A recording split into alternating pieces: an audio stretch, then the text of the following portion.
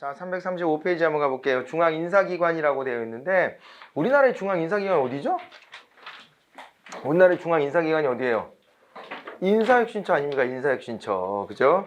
이런 데를 중앙인사기관이라고 하는 겁니다. 그러니까 인사행정을 주관하는 데가 중앙인사기관이고 이게 이제 행정부에서는 인사혁신처고 그 다음에 나머지 있죠? 나머지 뭐 국회다 그러면 국회에 사무처가 있습니다. 국회 사무처.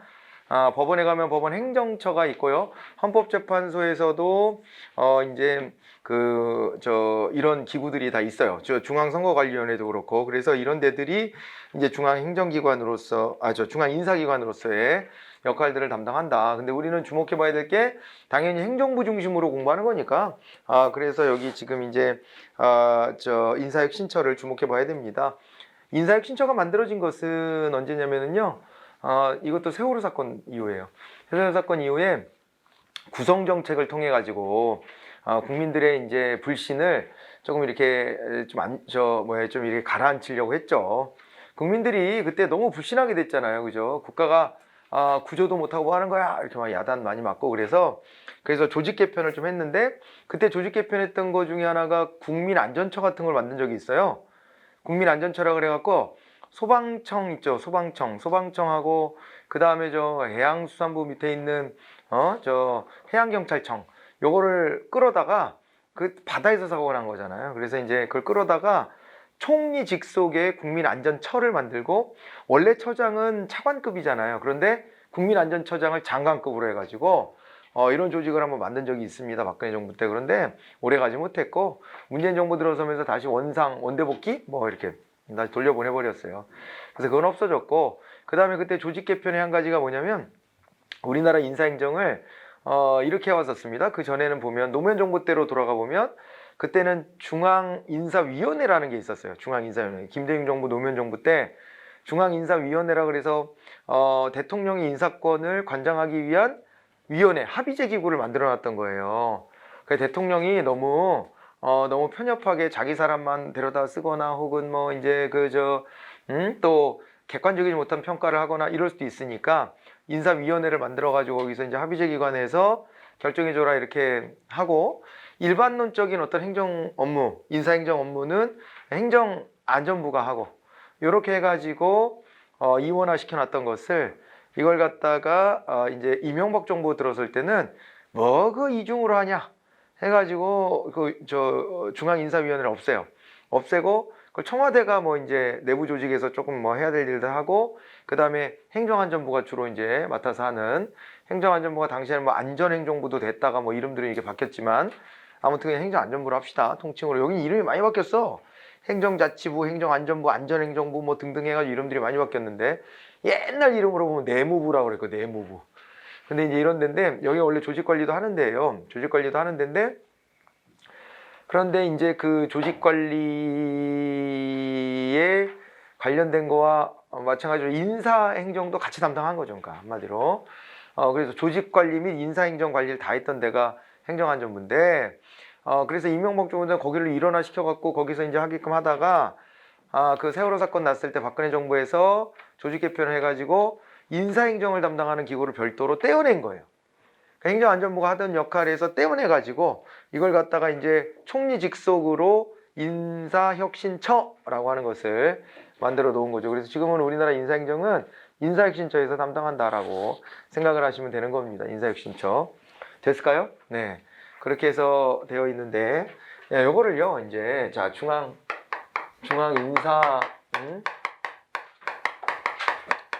인사행정기관이다라고 했을 때, 이 중앙인사행정기관에 해당되는 것으로서, 일단은요, 이렇게 보겠습니다. 거기 독립성이냐, 합의성이냐, 뭐 이런 얘기도 막 밑에 나오는데, 표로 정리를 해볼 수가 있는 거잖아요, 이게. 그래서 이제, 이게 합의형인지 단독형인지, 합의제형인지 아니면은 단독형인지 이거를 좀 나눠볼 수 있고요. 그 다음에 또 하나는 말입니다. 또 하나는 이게 이제 독립기구인지 독립성이 있는지 없는지 독립성이 있는지 독립이냐 비독립이냐 이렇게 나누겠습니다. 비독립이냐 이렇게 나눠볼 수 있는 것이죠. 독립이냐 비독립이냐 이렇게 나눠볼 수가 있는데 이렇게 나눴을 때 어떻게 되냐면 짜자자자자자잔 이렇게 이제 또 네 가지가 가능하죠. 그럴 때 독립합의제형, 여기를 독립합의제형이라 그래요. 독립합의제형, 독립합의형, 그 정도까지만 씁시다. 독립합의형이라고 하는데요. 여기 합의제형이다 그랬을 때는 위원회 조직이라는 얘기입니다. 인사행정을 담당하는 위원회가 따로 있다는 얘기가 되는데, 위원회에선 여러 위원들이 모여가지고 합의를 도출하는 거잖아요. 그죠? 그렇게 하는 거니까 독립합의제형 이렇게 이제 얘기를 하면은 여기에 사례를 좀 꼽아볼 수 있지 않겠어요? 독립합의제형이다 그랬을 때는요, 미국에서 이제 설치했었던 미국의 중앙인사위원회라고 있습니다. 중앙인사위원회, 연방인사위원회, 중앙인사위원회, 이거 우리나라식 이름이지. 다시 이게 이제 연방인사위원회 이렇게 하겠습니다. 미국의 연방인사위원회 같은 게 있어요. 연방인사위원회 이런 게 있었는데, 여기 이제 우리 왜 역관주의 폐지하고 막 이럴 때 있잖아요. 예, 그럴 때 이제 개혁으로 막 이제 도입되고 막 이러는 거예요. 그래서 미국 연방인사위원회 같은 데가 독립기구예요. 독립기구. 여기가 독립성을 보장받는, 그러니까 역관제에서 벗어나려고 하다 보니까는 뭐 대통령이 관장하고 이러면 안 되고 따로 떨어져 나와야 되고, 혼자 독단적으로 하지 않고 위원회를 통해 가지고 이 문제를 이제 다루는 거죠. 그래서 이건 이제 미국 연방인사위원회 이렇게 해가지고 여기가 독립합의형이다라고 보시면 됩니다. 그리고 여기가 이제 비독립 단독형이죠. 비독립 단독형이다. 단독형이다 이렇게 볼 수 있는데, 이 비독립 단독형의 대표적인 사례가 우리나라에 있는 뭐가 되는 거예요? 우리나라의 인사혁신처가 되는 거예요. 인사혁신처, 여기가 이제 비독립 단독형이에요. 단독제형이죠. 위원회 아니잖아요. 인사혁신처장이 관장하는 거니까 단독형이라고 하는 것이고, 이제 비독립이라고 했죠. 총리 직속으로 있습니다. 총리 직속으로. 독립기구로 따로 떨어져 나가 있지 않은 것이죠. 이렇게 이제 나눠서 보셔야 되고요. 나머지가 절충형이에요. 나머지가 절충형. 이 보통 이 두 형태를 기준으로 보는데, 나머지 절충형들이 있습니다. 그 중에서 아까 우리나라에 중앙인사위원회가 있었다 그랬잖아요. 그죠? 그런 거는 어디가 되냐면 여기에요. 비독립 합의형이다 이렇게 볼 수 있습니다. 비독립 합의형이다 라고 하는데, 비독립 합의형, 독립은 안 돼 있었어요. 대통령 소속으로 해가지고 인사위원회가 있었으니까 독립은 아니에요. 독립이면 아예 떨어져서 자기들 마음대로 이제 결정하고 막 그래야 되는데, 그런 기구는 아니었고, 우리나라에 있었던 위원회는. 그런데 이제 위원회니까 이제 합의제형이죠. 합의제형. 그래가지고 여기 이제 과거에 있었던 중앙인사위원회,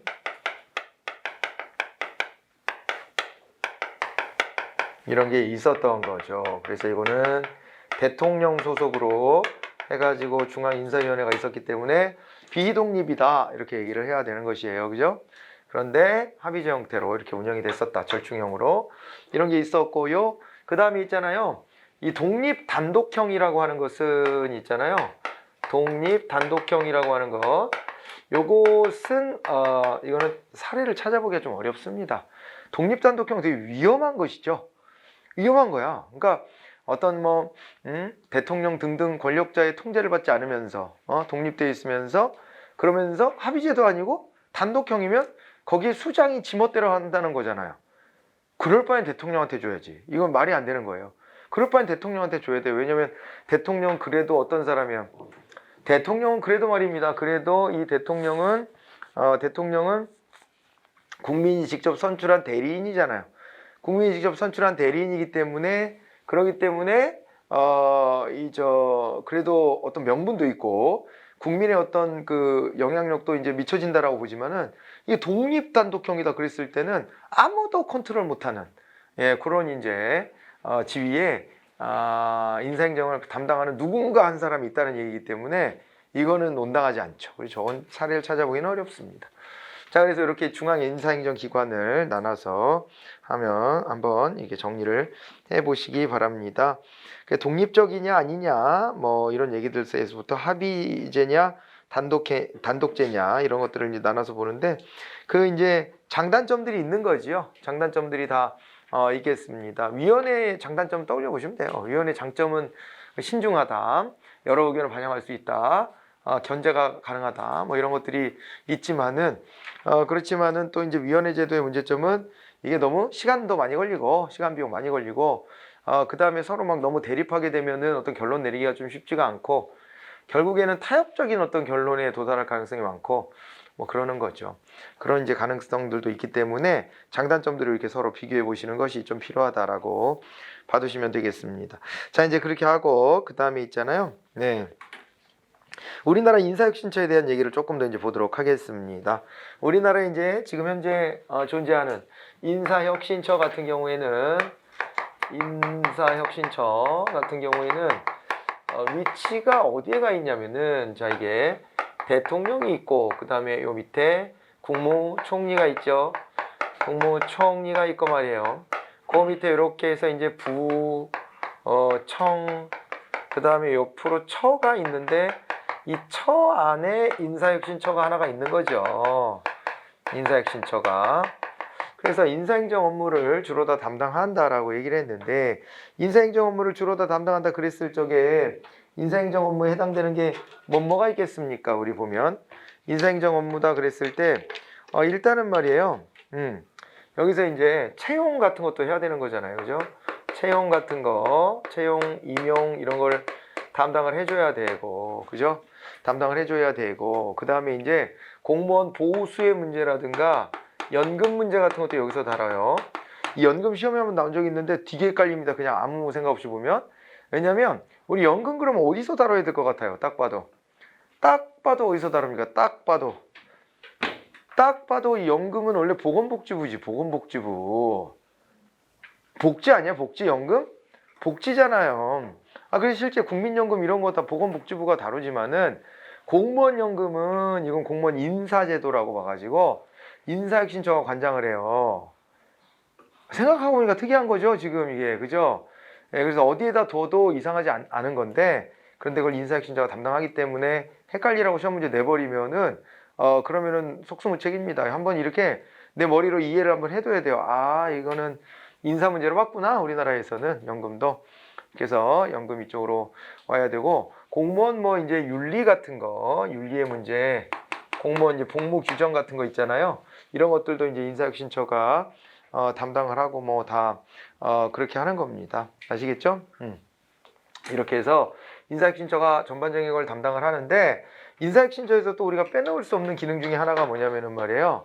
인사혁신처에 여기 보면은 이제 소청심사위원회라고 하는 게 있어요. 소청심사위원회가 요 안에 들어와 있어요. 소청심사위원회. 이 소청심사라고 하는 것은 말입니다. 본인의 의사에 반하는, 자, 소청심사위원회는 본인의 의사에 반하는, 반하는 인사상의 불이익인 거예요. 인사상 불이익 시인데 또 하나가 이제 더 추가돼야 되는 것은 본인의 의사에 반하는 인사상 불이익만 가지고 말할 것은 아니고 거기다 하나 더 추가해 가지고 뭐냐면 이것이 이제 위법성의 여부를 이제 다퉈봐야 될 때라고 생각하시면 됩니다. 위법성 여부를 다퉈봐야 될 이 사안이 됐다 이렇게 했을 때 그럴 때 이제 이 소청심사위원회로 이제 제소할 수 있는 거예요. 누가? 공무원이. 알겠죠? 공무원인 자가 자기 의사에 반해서 인사상 불이익을 당했는데 위법적이야. 위법적이란 말이에요. 법을 위반했어.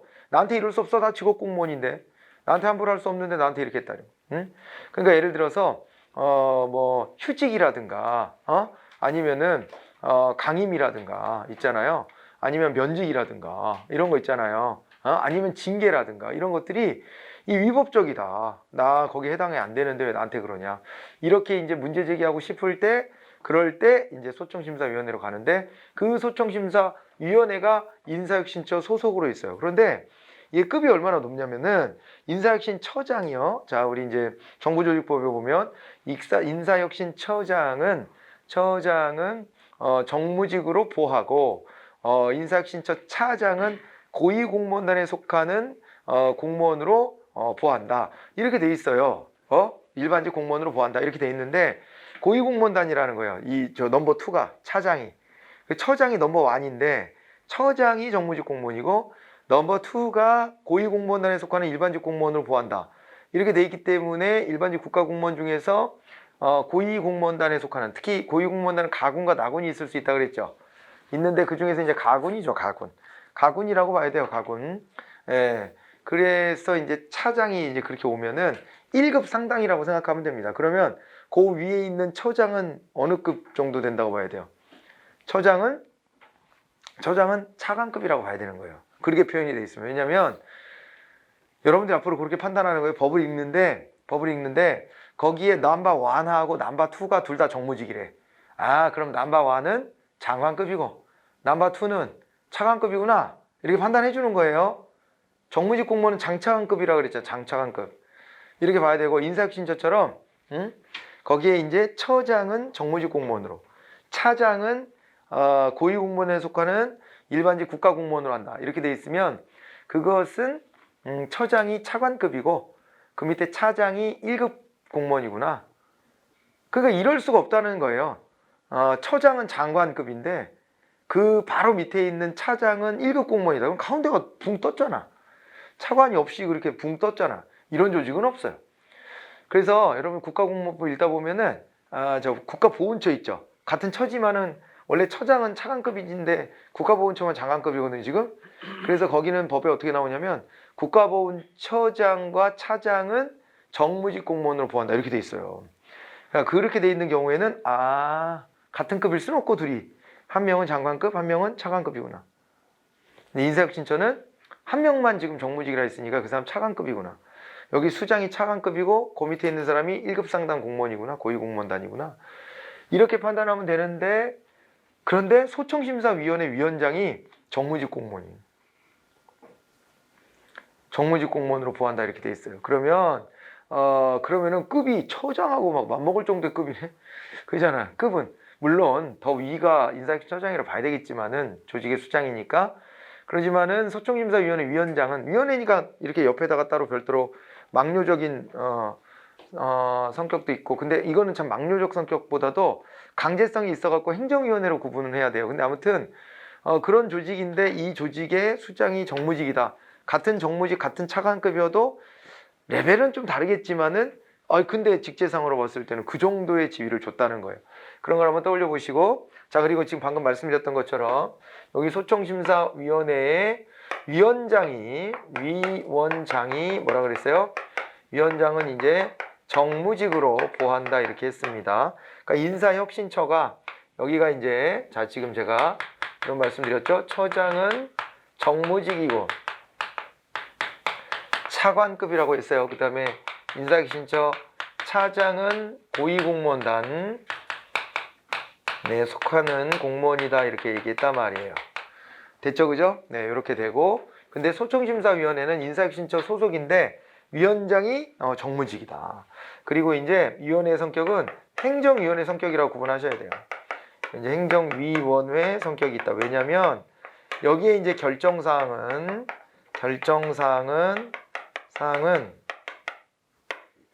기속력이 있거든요. 강제성이 있다 이 말이에요. 강제성이 있다. 그렇게 보셔야 돼요. 강제성이 있다. 뒤에 가서 또 우리가 공부할 내용 중에 공무원 징계라고 하는 부분이 있어요. 공무원 징계라는 부분이 있는데 예전에 민중은 개돼지다라고 발언한 공무원이 있었던 거 기억나세요 혹시? 이 얘기는 아직은 한 번 안 했죠 제가. 네, 민중은 개돼지라고 술자리에서 발언해가지고 한번 얘기했나? 그럴 때 얘기했을 수도 있어. 앞에서 제가 왜 정책 커뮤니티 그때쯤 얘기했을 수 있어요. 정책 커뮤니티 고위직이 되면 막 기자들하고도 터놓고 막 이래야 되니까 그런 자리에 선배가 데리고 가가지고 열심히 잘해보려고 유학도 갔다 오고 뭐 이런 사람인데 그리고 잘 탄탄대로로 잘 가던 사람인데 선배가 너도 이제 기자들 알아야 되지 않냐? 나 오늘 기자 만나러 가는데 너도 가자. 갔다가 술 먹고 지가 꼬라가지고 거기서 인생 꼬인 거예요. 지가 꼬라가지고 민중은 개돼지라고. 기자가 듣다가 그런 말 자꾸 하시면 안 되죠. 한 번 더 그러시면 기사화합니다. 그랬는데도 꼬라가지고 뭐 쓸려면 쓰라고. 그래서 썼잖아. 썼잖아. 써가지고 그 다음날 술에서 깨어나 보니 자기는 검색어 1위를 하고 있고, 그잖아요. 누군데 그래? 이러고서. 그잖아요. 그래가지고 결국에는 그 바람에 아주 유명한 인물이 돼버렸죠. 그러고서 이제 징계가 열려요. 징계가 열리는데 뒤에 가서 이제 공부할 거라고 제가 말씀드렸던 것은 국가공무원법상에 13대 의무가 있습니다. 공무원 13대 의무. 여기에 위반됐을 때 징계 사유가 되는데 그 중에 한 가지로 공무원의 품위 유지의 의무가 있습니다. 이거는 공무원의 신분상의 의무 중에 한 가지인데 품위를 유지해야 된다라는 게 있어요. 근데 공무원의 품위를 손상시킨 거지. 사실은 뭐 무슨 죄를 진 거예요? 술 먹고 꼬장한 죄예요. 꼬장한 죄. 그리고 입으로 이상한 소리 한 죄. 이런 겁니다. 근데 실제로 민중은 개돼지라고 개돼지 취급을 하거나 이런 거가 뭐 사실관계에 있는 것도 아니고 그걸 정책에 반영한 것도 아니잖아요. 그런데 민중은 개돼지라고 말했다는 이유로, 그래서 슈퍼스타가 됐다는 이유로 그래가지고 어떻게 되냐면요, 넌 품위 손상을 시켰어. 다른 건 찾을 수가 없어. 잘못한 거 사유를. 그래서 국가공무원법상의 품위 손상을, 품위 유지 의무를 그러니까 다 지키지 못했기 때문에 너 파면이야 그랬어요. 이것도 뒤에 가서 다시 공부할 때 파면은 징계 중에 최고 수위의 징계입니다. 응? 근데 아까 제가 그랬잖아요. 인사청문회 얘기 때도 그런 비슷한 얘기를 했는데, 여러분들이 공무원을 하면서 공무원으로서 완전 무결하게 살아가시려고 노력하겠지만은 하다 보면은 뭐가 티끌이 묻기도 하고 막 이럴 수 있는데, 그런 거를 이슈화가 됐다 그래가지고 다 중징계하고 다 최고 수위의 처벌만 해버린다라고 한다면은 살아남을 자 몇이나 되겠습니까? 그런 식으로 하면은. 그래서 잘 봐봐요. 그게 우리들은 되게 분노한 사안이라서 파면이 타당에 이루어지만은 그런 식으로 하면 이 공무원으로서 사형이 파면이잖아요. 사실은 사형당한 거야, 공무원에서. 그런 건데 이런 식으로 최고형만 다 때려버릴 것 같으면, 열받는다고 최고형만 다 때려버릴 것 같으면 나머지 징계는 뭐 하려고 있는 거예요? 나머지 징계 수위는. 그러니까 과도해요. 아무리 봐도 과도해. 술 먹고 꼬장 부렸다고 파면해버리면은 그러면은 그렇잖아. 그리고 민중은 개돼지다 그렇게만 보도가 돼서 그렇지, 이 어떤 맥락에서 무슨 생각으로 왜 그런 얘기를 했는지에 대해서 우리 관심이 없어. 그러잖아요. 그래가지고 이게 좀 제가 봤을 때에도 온당하진 않은 것 같아. 온당하지 않다고 생각했어, 그때부터. 그러니까 징계는 해야 돼. 혼은 나야 돼. 근데 한번 그렇게 징계받으면은 이게 승진 가도에선 꺾여. 그렇게 되는 거예요, 징계 한번 잘못 받으면. 근데 중징계를 하더라도 뭐 정직이나 뭐 이런 정도로 해가지고, 제가 막 결정할 문제는 아닙니다만은 징계위원회를 열어서 하는 거니까. 그런데 보면 그 정도 끝나야지, 이 파면까지 가는 것은 좀 과하지 않나 했는데, 본인도 이제 너무 과하다, 억울하다, 내가 술 먹고 그런 취지로 말한 것도 아닌데 왜 그래, 이 사람이 이랬겠지 아마. 속마음은 우리가 알 수가 없으니까. 그랬는데 그래가지고요, 여기로 왔죠. 소청심사위원회로. 이 징계가 이게 부당함을 넘어서 위법해야 되거든요. 그냥 부당하다, 수위가 안 맞는다가 아니라 위법을 입증해야 돼요. 법적으로 이건 안 맞는다, 그러니까 다른 사례나 이런 형평성도 안 맞고 위법적이다, 이런 걸 밝혀야 되는데 그걸 들고 왔어요. 그럼 들고 오면 어떻게 되냐면 소청심사위원회에서는 본인의 의견을 한번 들어줘야 됩니다. 본인이 뭐가 억울하다고 하는지도 들어줘야 되고, 그 다음에 또 한 가지는 뭐가 있냐면은, 그러면서도 이게요, 불이익 변경 금지의 원칙이라고 하는 게 있어요. 그 용어까지는 법률 용어니까 모르셔도 되는데, 불이익 변경 금지는 뭐냐, 얼마 안 있으면 조두순이가 나온다고 그러잖아요. 조두순이가 나온다고. 근데 너 나와서 너 또 사고 치는 거 아니야? 그러니까 이 사람이 그렇지 않다는 걸 얘기하려고 하다가 뭐라고 얘기했냐면, 저 그냥 원래 살던 안산으로 가서 조용히 살 거예요. 그랬더니 안산에서 난리가 났습니다. 이 새끼 다시 여기로 온다는 거야? 이래가지고 진짜 그렇지 않을까? 그잖아요. 모르면 모르겠는데, 모르고 지나가면 모르겠는데 공개적으로 그게 보도가 돼 버려가지고 안산이 지금 난리가 났어요. 난리가 났는데, 옛날에 범죄 저지른 것도 안산이잖아요. 그랬는데 아무튼 조두순이 유명해진 이유는 이 어린아이들을 상대로 하는 성범죄가 그 건만 있었던 건 아닐 거 아닙니까? 그런데 너무 이게 무자비한 폭력성이 있었고, 그런 것 때문에 이제 알려진 것도 있지만, 한편으로는 왜 알려졌냐면, 재판이 다 끝난 다음에 그거를 갖다가 KBS가 어떤 프로그램에서 보도를 했는데, 당시에 이명박 대통령 때거든요. 대통령이 그걸 본 거야. 봐가지고 그 다음날 회의할 때, 야, 왜 이런 식으로, 야, 왜 이렇게 얘는 순방망이 쳐버린데? 이러고 이제 문제를 삼아버렸어. 문제를 삼은 거예요. 검사는 뭐 한 거냐? 이렇게 한 거지. 검사는 뭐 한 거냐? 이렇게 되니까 발칵 뒤집어진 거예요. 그게 보도가 되면서. 그래서 되게 유명해진 거예요. 그 프로그램 대통령이 보고 언급해버리는 바람에. 그래서 앞으로 이런 거 용납하지 마라. 관용하지 마라. 이래가지고 해가지고 야단 맞고, 그랬더니 또 여당 의원들도 그렇고 야당 의원들도 그렇고 이제 검찰총장 국회로 불러다가 뭐 한 거냐 니네 이래가지고 막 까고, 이래가지고 검찰총장 죄송합니다 막 이랬는데 뭐가 죄송한 거냐 이거예요. 자 봐봐요. 아까 제가 불이익 변경 금지라는 게 있다 그랬잖아요. 그러니까 이게 뭐냐면은 이런 겁니다. 그때 왜 검사들이 혼이 났냐면 1심 결과가 나왔는데 1심 결과가 사실은 법정 최고형을 받은 거야. 조두순이 법정 최고형을 받고, 그러니까 조두순은 깎아달라고 2심 청구를 하고 그러는데, 항소한다고 그러죠. 항소를 했는데 검사 쪽에서 그거를 그냥 이렇게 그냥 쓱 넘어간 거예요. 근데 그러면 어떻게 되는 거냐면 검사는 얘를 더 엄벌해 주세요 라고 이제 같이 걸 수 있잖아요. 근데 그걸 안 걸면은 2심 재판부는 내가 법리상 따져보니까 얘가 최고 형량에 가깝게 받긴 했지만은 내가 더 가중할 수도 있는 면이 있는 것 같다 하면은 늘릴 수도 있잖아요. 원래 늘릴 수도 있는데 검사가 항소를 안 하면 2심 재판부에서 형량을 더 늘리는 건 못하게 돼 있습니다. 그러니까 조두순만 다시 해주세요 이랬잖아. 그러면은 그 다음 재판부는 조두순만 그랬기 때문에 그대로 유지하거나 깎아주는 것만 가능하지 늘리는 게 안 돼. 그래서 검사가 같이 이의 있다, 왜 이렇게 형량이 낮으냐 같이 걸어줘야, 그래야 2심 재판부가 그대로 유지, 줄이거나 늘리거나 다 가능해지거든요. 그런데 검사가 그걸 안 걸은 거야. 안 걸어가지고 얘가 형량이 더 늘어날 수도 있었는데 그럼 기회를 날린 거 아니냐 이렇게 야단 맞은 거예요. 야단 맞고 잘못했다고 하고 뭐 이렇게 하게 된 건데, 원래 검사들이 자동 반사적으로 얘 왜 처벌 이거밖에 안 하냐고 같이 걸거든요. 같이 걸는데 그때는 안 걸었더라고. 안 걸어가지고 그게 삑사리가 나가지고 야단 맞고 그런 건데, 방금 전처럼요. 그래서 검사가 그렇게 제기를 안 했으면 더 높은 형량을 매길 수가 없어. 그 다음 재판부 재판장이 이 새끼 더 때리고 싶어도 못해. 그래 못하게 돼 있어. 이게 불이익 변경 금지예요. 왜냐면 억울하다고 한 건 조두순인데, 조두순이 억울하다고 나 다시 따져주세요 그랬는데 거기다 다시 따져달라고 하니까 너 이 새끼 전에 받은 게 너무 약하다 이 새끼야 그러고서 더 때려버리면 무서워서 누가 다시 한 번 더 봐주세요 이거 누가 어떻게 합니까? 못하기 때문에 불이익 변경 금지가 형법상에 원래 적용되는 건데요. 여기도 마찬가지예요. 소청심사 받을 때에도 말입니다. 소청심사 받을 때에도 이때에도 불이익 변경이 금지되기 때문에 본인이 나 징계가 너무 세서 억울해요 그러고 갔어. 예를 들어 근데 징계가 좀 중간쯤 징계야. 근데 억울해요 그러고 갔는데 그보다 더 높은 징계를 한다. 그렇게 하면 안 된다는 거죠. 의견 진술의 기회도 주고 불이익 변경으로 하면 안 되고, 그래서 그거를 유지하거나 깎아주는 역할을 하는 거예요.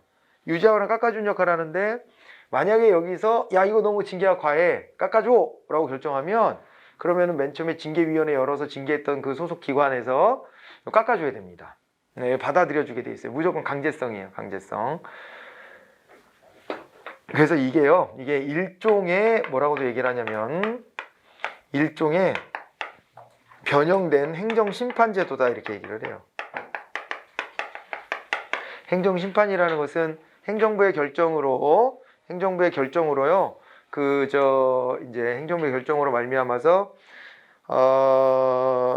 어떤 나의 권리가 침해됐다라고 생각하는 사람이 행정부 내에다가 상급기관에다가 나 이거 억울해요 라고 제기하는 걸 행정심판이라 그래요.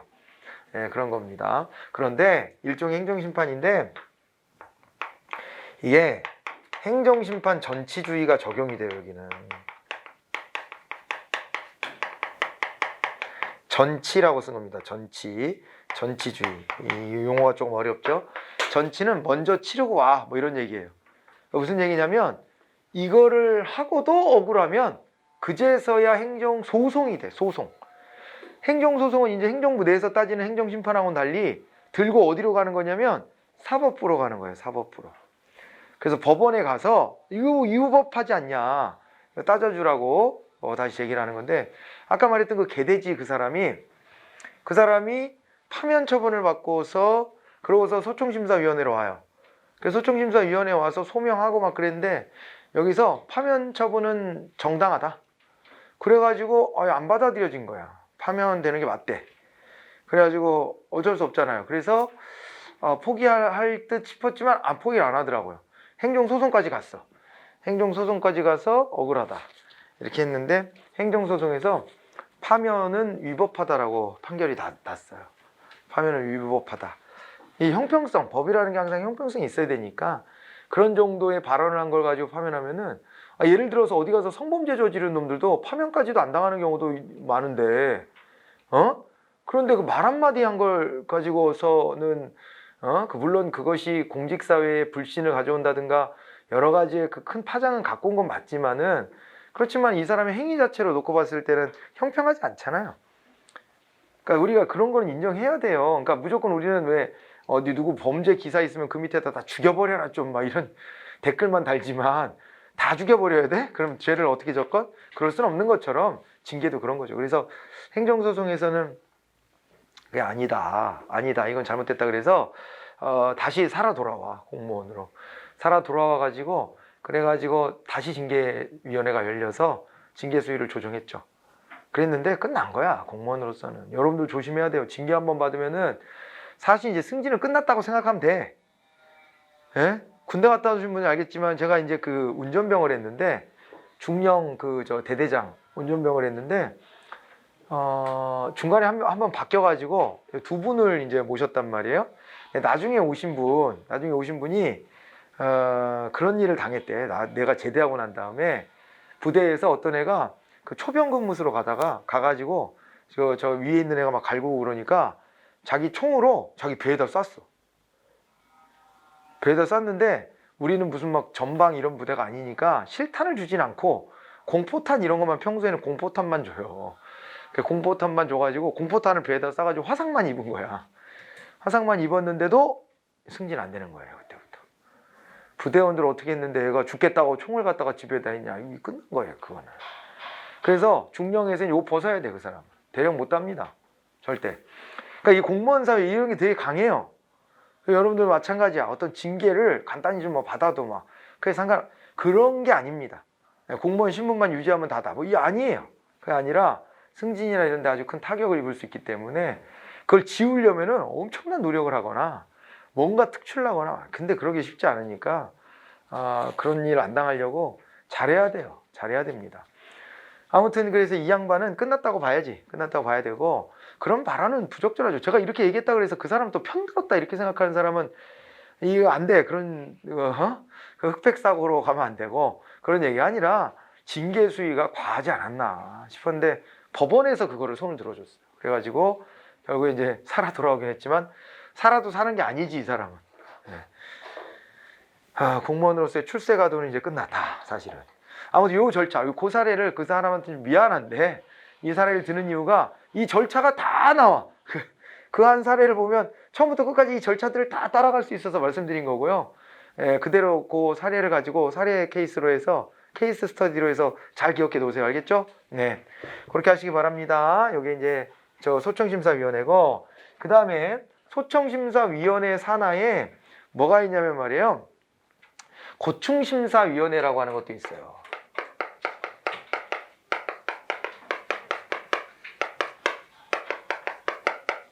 이렇게 할까요? 이렇게 표시할게요. 왜냐하면 소청심사위원회 산하에 있는 거예요. 요 산하에 고충심사위원회를 또 둬. 그러니까 얘는 지금 인사혁신처 산하에 있잖아. 이렇게. 그죠? 그런데 또 요 안에서 또다시 고충심사위원회가 있어요. 고충심사위원회는, 여기는 이제 특징이 뭐냐면은, 고충심사위원회는 여기는 부당성까지도 이제 따지게 돼요.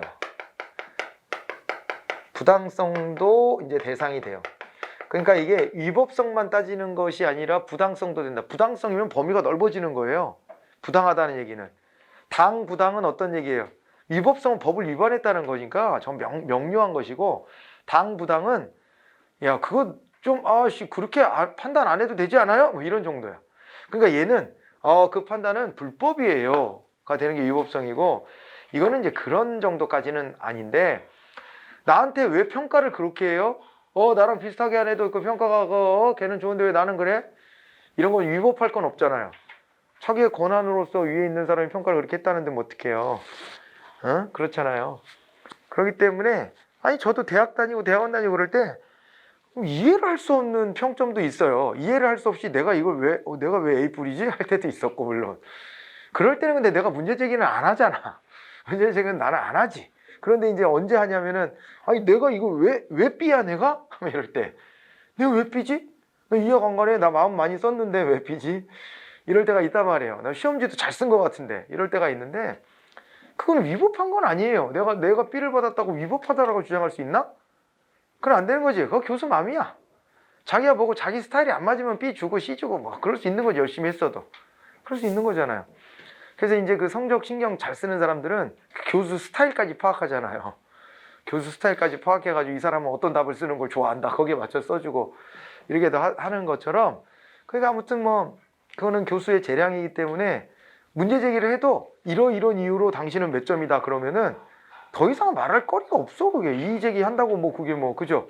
교수의 판단이라는데 그거 어떻게 해? 근데 그럴 때 제기할 수 있는 거는 그래도 부당하지 않아요? 왜 나한테만 그래요? 나 미워하는 거 아니야? 이렇게 위법하진 않아. 그 사람 권한이니까. 근데 부당하다. 왜 나랑 비슷하게 공부한 애는 왜 나보다 성적이 좋고 왜 이러냐? 이거 난 이해가 안 간다. 이렇게 할 수는 있지. 부당성 여부를 제기해 볼 수는 있죠. 근데 이 부당성이라는 것은 참 그러니까 애매모호한 지점이 있어요. 얘는 명확한데 얘는 좀 애매모호하잖아.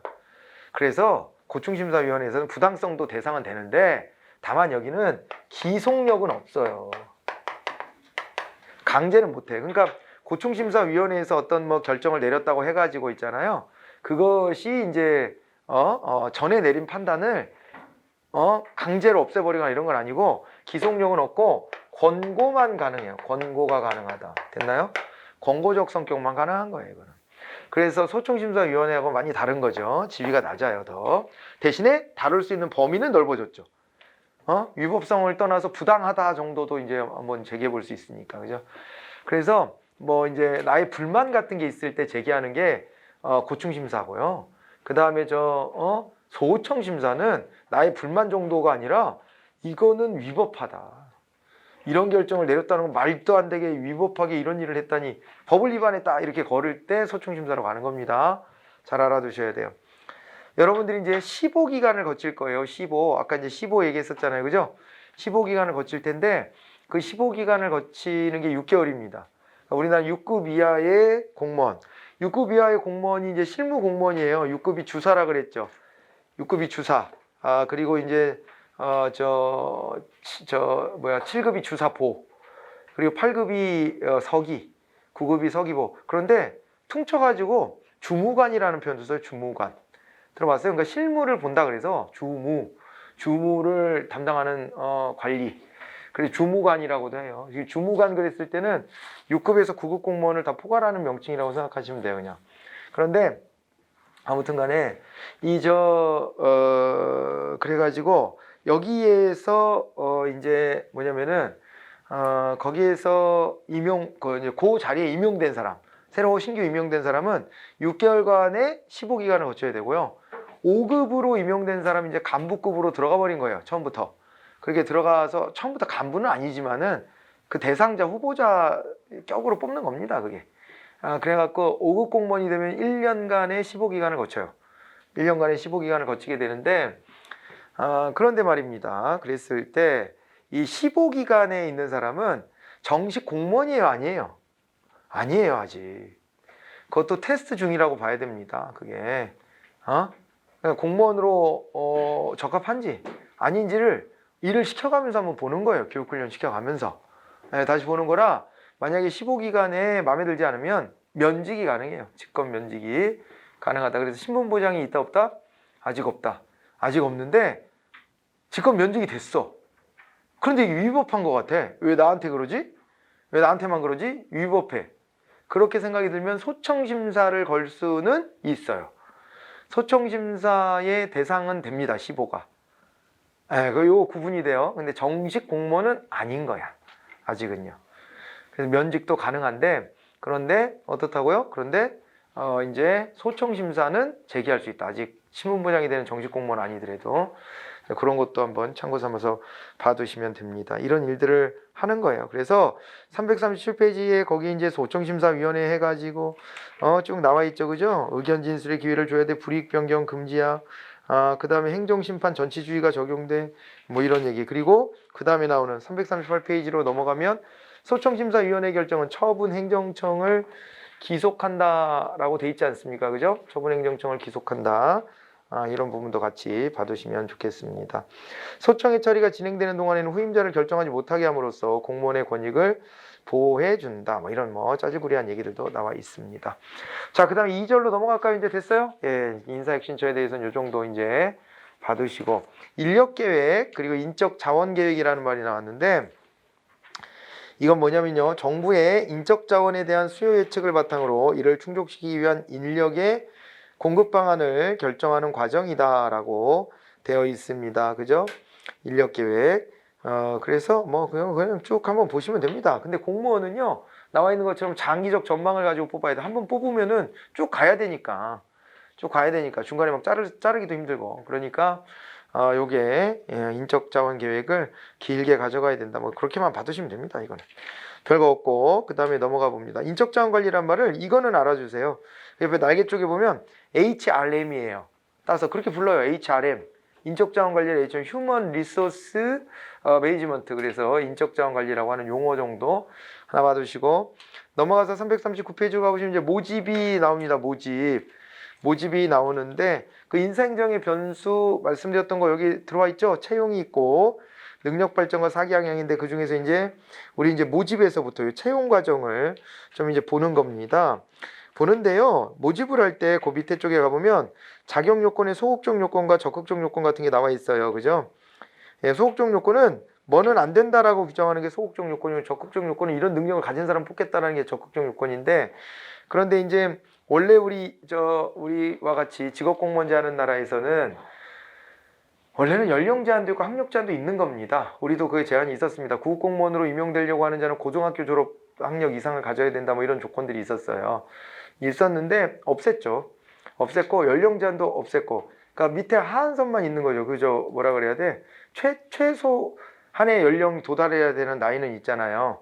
네, 그런 나이는 있습니다. 그래서 어때요? 여러분들이 그렇잖아요. 18세? 만 18세 이상이 돼야지 공무원 시험 보는 거죠. 18세 이상입니다. 18세. 모든 법령 나이는 다 만 나이예요. 법에 나와 있는 나이는 다 만 나이라고 생각하면 돼. 딱 하나만 빼고. 청소년 보호법만 우리 나이를 따지는 거예요. 청소년 보호법상의 19세 기준은 만 19세가 아니고 19세가 되려고 하는 해의 1월 1일부터 풀어줘.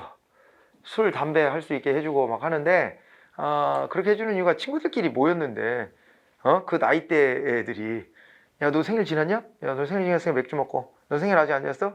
콜라 먹어. 이렇게 하는 건 좀 웃기지 않냐? 그래서 1월 1일부터 탁 다 같이 풀어주는 거예요, 그냥. 풀어주는 건데, 그게 예전에는 안 그랬어요. 청소년 보호법도 20세 미만은 다 청소년 보호 대상이었어요. 20세 심지어. 그리고 옛날에 뉴스에 그런 게 나옵니다. 가끔 미성년자가 유흥업소에 출입했다면서 다 단속해가지고 사람들이 막 이렇게 춤추다가 끌려 나와서, 그런 데 있잖아요, 클럽 같은데 춤추다가 끌려 나와가지고 이렇게 앞 사람 붙잡으라 그래가지고 줄줄이 막 데려가고 막 그런 게 있었어요, 옛날에는. 그런 장면을 많이 봤는데, 그게 사실은 알고 보면 대학교 1학년 2학년 이런 사람들이 잡혀가는 거야. 현실적이지 않잖아요. 그래놓고 그걸 처벌을 한다니 이게 말이 되나? 독재의 잔상이 남아서 그런 짓거리를 하고 있는 거지? 그게 말이 되나? 그래서 지금은 그냥 19세가 되는 해 1월 1일로 딱 맞춰서 이렇게 해줘요. 그렇고, 그래서 제가 저 대학교 3학년 올라가기 직전 겨울방학 때, 그때 술집에서 쫓겨난 적이 있어요. 낮술 먹으러 갔다가. 낮술 먹으러 갔는데, 경찰이 오겠다고 연락이 왔대. 또 연락을 해줘, 친절히. 그래서 민증을 보여달래.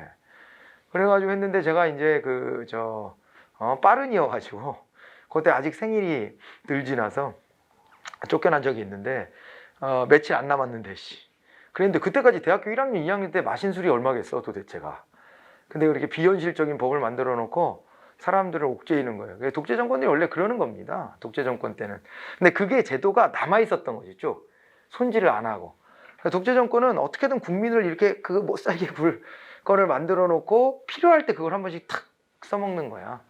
써먹는 건데 그런 기억이 나네요. 아무튼 간에 이 얘기는 우리가 시험 나온 대상은 아닌데 그냥 얘기를 하게 됐는데 그것만 법을 여러분 이해할 때 그 청소년 보호법만 그렇게 이제 그래서 이런 사유들 때문에 우리 나이로 친구들끼리 함께 이제 술 담배 할 수 있게 풀어주는 거 이렇게 이제 되어 있고 나머지 법은 전부 다 만나예요.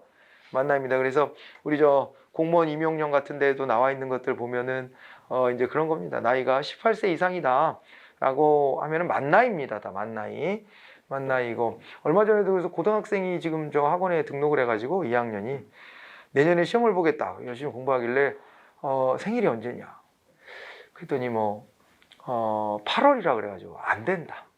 내후년에 시험 봐야 된다. 얘기를 해줬죠. 시험이 이제 나중에 8월 이렇게 이후로 밀리면 모르겠지만은 그러지 않는 한은 이제 시험을 볼 수가 없는 거죠. 이제 이렇게 해서 우리나라 이제 만 18세 규정이 있고, 상한은 정해져 있지 않죠. 정해지지 않지만 60이 넘어가면은 임용이 안 되겠죠, 당연히. 예, 퇴직 나이가 지나갔으니까. 자, 그런 정도만 빼놓고서는 규정이 없어서 그래가지고 이제 지금은 연령 규정이 없다고 보셔야 돼요. 그게 제가 정확하게 기억은 안 나는데 이게 30세 미만인가 그랬어. 9급 공무원 되려면. 예, 그래서 나이가 많으면 안 뽑아주고 그랬단 말이에요. 그게 연령 제한이에요. 그렇게 해야 연령 제한인 거예요. 그게. 그러니까 몇 살이 넘어가면 공무원 임용 안 된다. 이렇게 규정을 해야 그게 연령 제한입니다. 근데 그건 없어졌고 학력 제한도 지금은 없어졌고 그렇습니다. 자, 이제 그렇고 거주지 제한 같은 건 있을 수가 있는 거죠. 지금 있죠, 이거는. 거주지 제한은. 그죠? 지방 공무원 같은 경우에는 거주지 제한을 대부분 다 줍니다. 서울 빼고는. 그죠? 네. 그래서 요거 지방 공무원 채용 시 거주 요건 충족 요구가 여전히 있고, 제대군이 낸 특전 같은 거 이런 것까지는 볼 건 없고요. 적극적 요건 같은 거는 뭐뭐를 갖춰야 된다. 그래서 여러분들이 이제 어떻습니까? 여러분들이 면접 같은 거 볼 때는 그런 거 물어보죠. 이 건강한 어떤 사고를 가졌냐 못 가졌냐 이런 것들에 대해서 한번 확인하고 그렇습니다. 그리고 또 이제 시험을 볼 때도 마찬가지예요. 면접도 면접이지만은 가치관 이런 거에 면접을 통해서 주로 많이 보겠죠. 그런데 일반 필기 시험에서도 기본적 소양이 있는가 이거를 이제 봐야 되잖아요. 그래서 영국이 지금 일반 교양 과목 위주인 것처럼 우리나라도 그런 거죠, 사실은. 그렇잖아요. 국어, 영어, 한국사가 공무원 됐는데 된 다음에 직무에 써먹을 게 뭐가 있겠습니까, 그게? 제가 봤을 때 실용적인 건 딱 하나예요. 국어의 맞춤법 정도. 공무원이 공문서 만들었는데 맞춤법 틀리고 그러면 정말 쪽팔리잖아, 그건.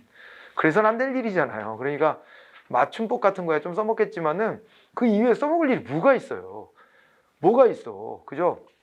그래서 이게 왜 이런 시험을 보냐. 도대체 참 짜증난다.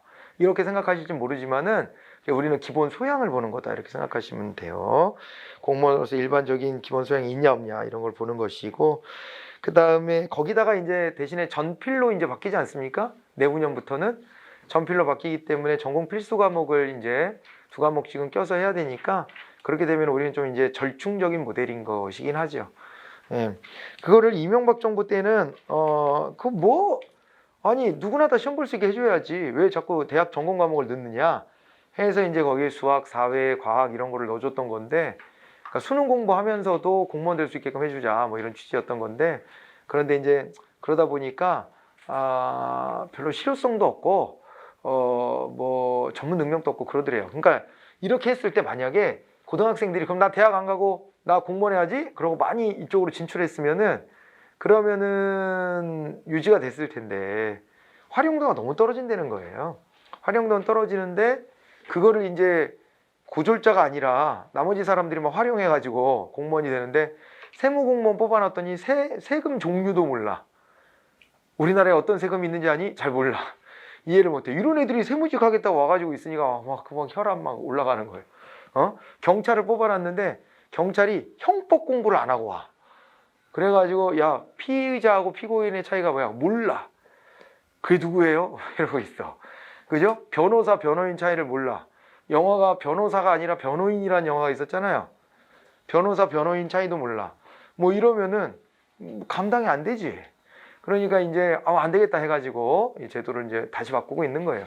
그래서 우리는 절충형, 아예 일반 과목 위주로 다 가보려고 했다가 또 다시 절충형으로 이렇게 갔다, 이렇게 이제 보시면 되겠습니다.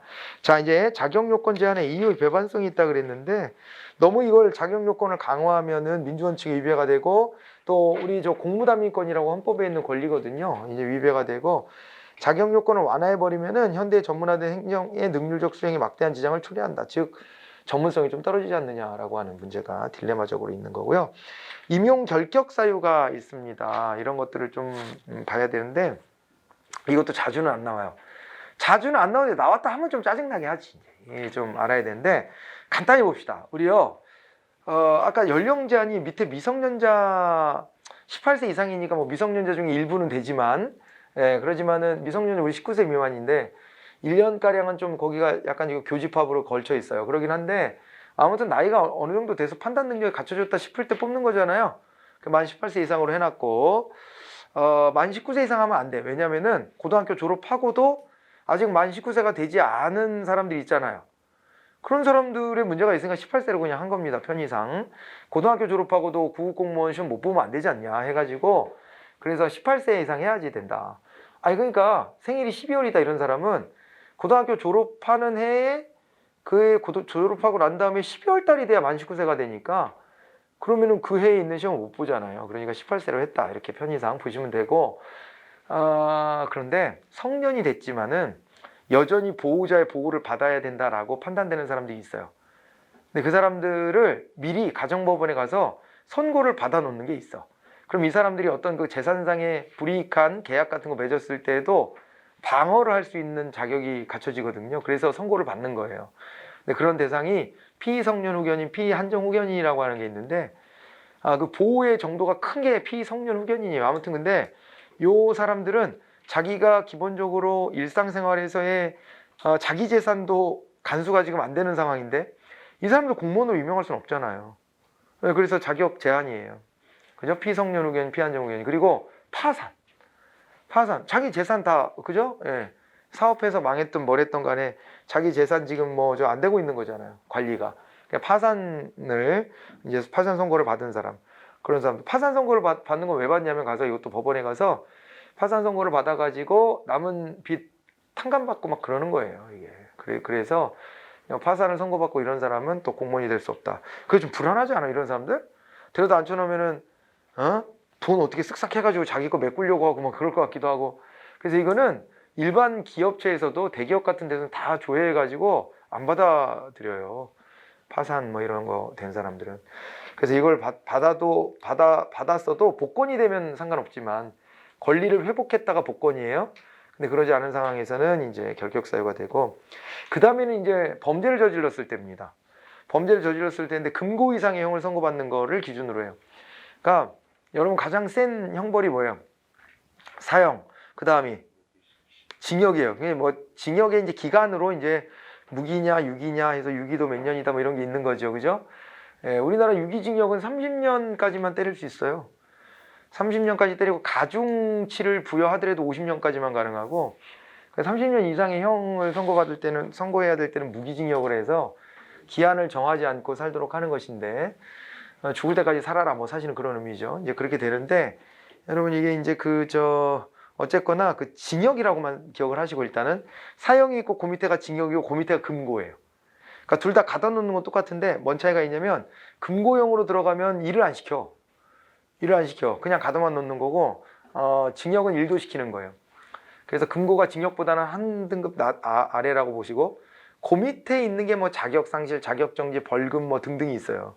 근데 그런 거는 상관없고, 이제 저 자격상실, 자격정지는 그 기간만 아니면 돼. 지금 자격정지 기간만 아니면 돼. 자격정지라는 게 국민의 그 참정권 같은 걸 제한하는 거거든요. 그런 것만 아니면 되게끔 해놨고, 그리고 이제 나머지 범죄와 관련해서 금고 이상의 형을 선고받고 복역 중인 자는 안 되겠죠, 당연히. 복역 중이면 안 되고, 복역이 끝났더라도 5년이 경과해야 돼요.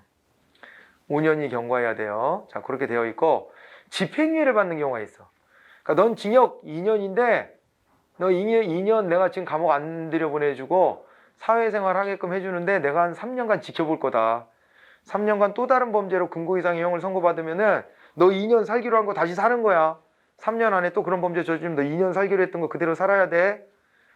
그런데 3년을 무탈하게 지나가면은 그때는 이제 2년간 살으라 그런 건 없어지는 거다. 이게 이제 집행유예인데 집행유예를 선고받고 집행유예 기간이 끝나야 돼요. 그러면 그게 징역 2년에 집행유예 3년 그러면 집행유예 기간은 3년인 거예요. 지켜보겠다는 기간. 그 3년이 끝나고 그러고도 2년이 더 경과돼야 공무원 시험 볼 수 있어요. 공무원으로 채용될 수 있어요. 알겠죠? 네, 그런 규정이고 그다음에 선고유예를 선고받은 사람은 선고유예는 이거예요. 너 내가 징역 6개월 보내려고 그랬는데 너 내가 봐줄게 이러면서 이제 이때는 형 선고를 안 했어. 6개월 형을 선고하려다 내가 참았다 이런 거고 집행유예는 달라. 집행유예는 너 2년 선고했어. 선고는 했는데 야 근데 감옥 보내는 건 내가 좀 지켜볼게 이렇게 하는 거고 선고유예는요. 내가 너 선고를 했더라면 내가 징역 6개월 때리려고 했는데 내가 지금 안 하는 거야 이렇게 하는 거예요. 선고 자체를 유예하는 거. 이건 더 약하게 처분해 주는 건데 이거는 저 1년 이하 징역형에 해당되는 초범한테만 해줄 수 있어요. 선고유예는. 선고유예를 받으면 선고유예 기간 동안에는 공무원이 안 되고 선고유예 기간만 끝나면은 이제 공무원이 임용될 수 있다. 그렇게 봐두시면 됩니다. 알겠죠? 자, 그런 얘기들로 이제 보시면 되고요. 나머지는 이제 좀 디테일한 얘기들이에요. 디테일한 얘기인데 미성년자 성범죄 거기 나오잖아요. 미성년자 성범죄는요. 영구 아웃이에요. 영구 아웃. 공무원 절대 못합니다. 평생 죽을 때까지. 뭐 안 돼. 권리를 영원히 박탈해. 미성년자 성범죄는 더욱더 강할 필요가 있죠. 우리나라에. 지금 보면. 그죠? 아이들하고 무슨 뭐 랜덤 채팅 같은 데서 만나서 막 성매매 시도하고 이런 애들 있잖아요. 그러니까 이런 애들을 갖다가 우리 공직자로 만들면 안 되지 않습니까? 보호해야 될 애들을 갖다가 대상화하는 것들, 이것들은 사회가 용납할 수가 없죠. 그래서 문재인 정부 들어와서 법이 강화된 건데 미성년자 관련 성범죄는 영구 퇴출이야. 영구 퇴출이고 공무원이 돼 있는 사람도 당연합니다. 여기 자격 요건에 결격이 안 돼서 공무원이 됐더라도 이 결격 사유에 해당되면 또 아웃이에요. 그렇게 보시면 돼. 자, 그렇게 알고 가시고 그 다음에 요거는 기억하셔야 돼. 징계 중에 제일 센 게 파면이라 그랬죠. 파면을 받으면 공무원 잘리고 5년간 다시 공무원이 될 수 없고 그 다음에 징계로 해임 처분을 받았다라고 되어 있는데 해임 처분을 받은 경우에는 3년이에요. 3년. 해임이 이것도 잘리는 건데 한 단계 낮은 거예요. 한 단계 낮은 거. 잘리지만은 잘린 거에 플러스 알파의 요 정도가 좀 차이가 있는 겁니다. 파면과 해임은. 그렇게 알아두시면 됩니다. 자, 이렇게 이제 봐두시고 그 다음에요. 이제 시험으로 가는데 이건 쉬었다 해야 되겠네요. 그죠? 결격사의 과정 이렇게 살펴봤습니다. 수고하셨고 잠깐 쉬었다 뵙겠습니다.